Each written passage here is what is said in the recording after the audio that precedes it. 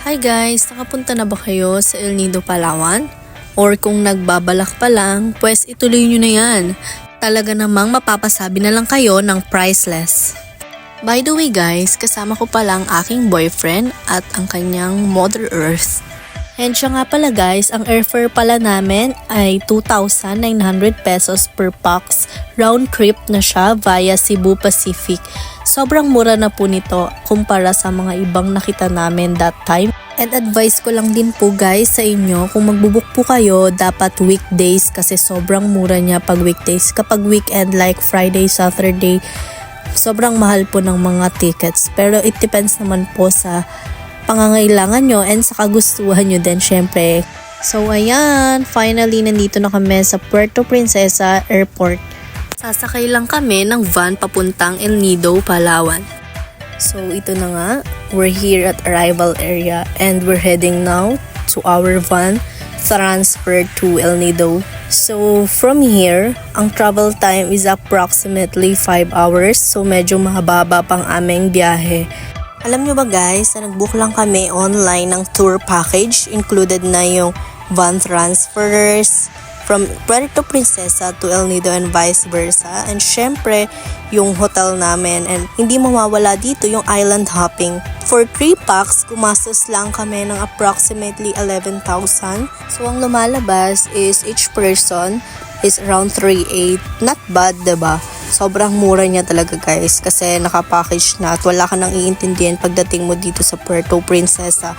Sasakay ka na lang talaga ng van. So ito nga pala ang aming first stopover, which is sa Ocean View Restaurant. Ayan, as you can see sa signboard nila, at sobrang sarap na mga pagkain nila dito guys. So ayan nga pala yung boyfriend ko naka-shades. Ano ulam nila? Ano ulam nila? Ano dali? Ako, ako. Gulay, ay meron sa kulay. Yung ulam namin for today's video. Tawang-tawa talaga ako dyan kasi feeling vlogger talaga ang peg namin dyan. And finally, nandito na kami ngayon sa aming hotel in El Nido, Palawan. Pagdating namin sa hotel, pinabalang namin lahat ng gamit namin, nag-check-in kami. Then after that, hindi na kami nagpahinga pa at nag-aksaya ng oras sa hotel. Talagang Gorabel, scary boom boom na kami talaga. Kasi alam nyo ba guys, 3 days and 2 nights lang ang plane ticket namin. So kailangan namin malibot lahat. Ang goal namin is marating lahat. So ayan, picture muna konti. Then after that, nag-dinner na kami. Tapos nag-chill na din kami.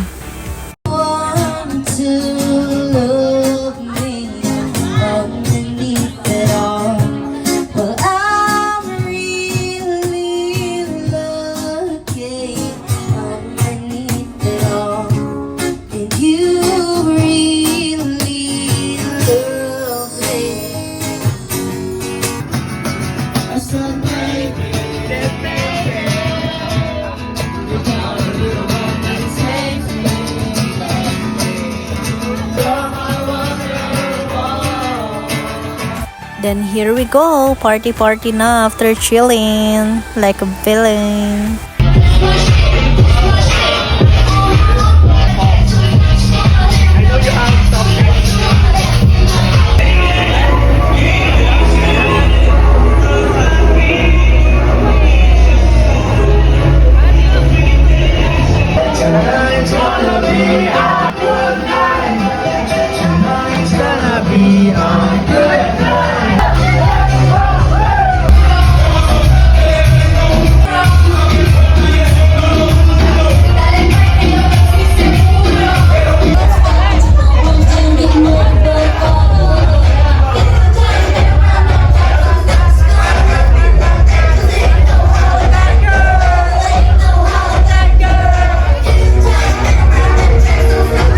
So today is our day 2 here in El Nido at we're going to island hopping and we're gonna tour the different islands. Yung maiangat mama, wala po kayong dalang washing machine, electric ano. Oo, lang yan, waterproof. Waterproof ba? Ibugbog na natin mo. So the current last frontier of the Philippines is Palawan because they don't have any volcanic activities. There's no tsunami and there's no earthquake. Okay? So once again po, salamat sa pakikinig. Welcome kayo sa bangka, mag-relax na kayo sa upuan and enjoy mga tinusin nyo lang ang lido po. So God bless everyone. Sana mag-enjoy tayo.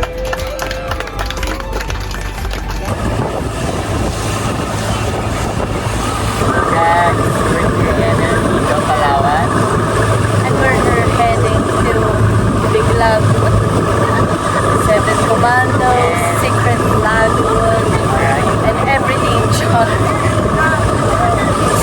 ayun. Nandito lang kami ngayon. Ano ba inilay? Tara na! Arat na!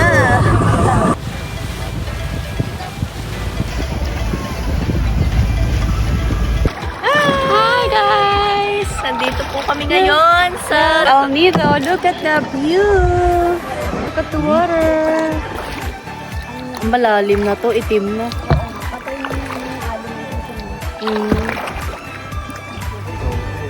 Hi! Pang reels. Ito na. Hello, ang cute. Ayan. So ayan, papasok po kami sa parang kuweba dito sa gitna ng dagat. Hindi namin alam kung anong meron dito. Ay, ayun lang pala. Tagusan lang pala siya. Pero ang ganda. Ang ganda ng mga rock formation dito sa El Nido. Sobrang sulit at aliwalas niya talaga sa paningin. So ayan, papasok na naman kami sa another kuweba at di namin alam kung ano meron dito sa loob. Ayan, tamang kayak-kayak lang. Wow! Amazing. Ang ganda. Actually guys, this is my favorite place here in Big Lagoon. Yung pakuweba-kuweba nila dito. Ayan. Diba? Wow! Sobrang ganda. Talaga, grabe. Ang sarap niyang balikan. Ayan, nakalabas na kami sa kuweba. So, ikot-ikot ulit. Kayak. Kayak ng kayak. Highly recommended tong Big Lagoon in Palawan.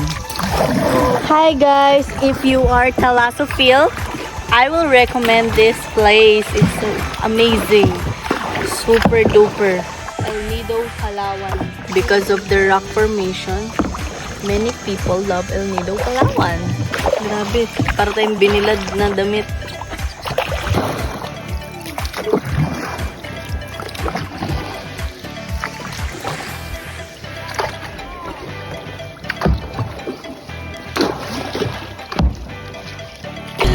Hi guys! Akala namin meron pang isa yung pala ito yung place to do. Baba na kami.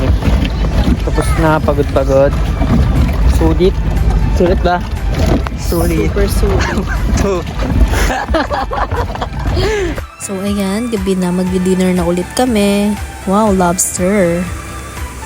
And meron nga pala kami natuklasan ditong crepe niya, banana with Nutella yung in-order. Sarap po ba yan? Actually, akala nga namin dito lang to sa El Nido. Tapos pagpunta namin ng Manila, meron na din pala. Sabi pa namin mag-open kami ng business. Ganito, crepe. Yung pala hindi lang kami yung mauuna.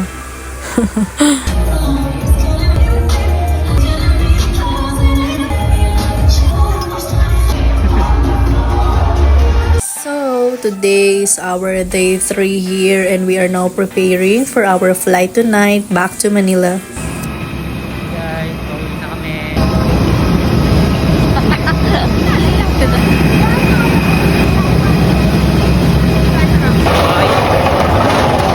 Sobrang na-enjoy naman namin yung 3 days and 2 nights tour namin even if it's sobrang ikli lang.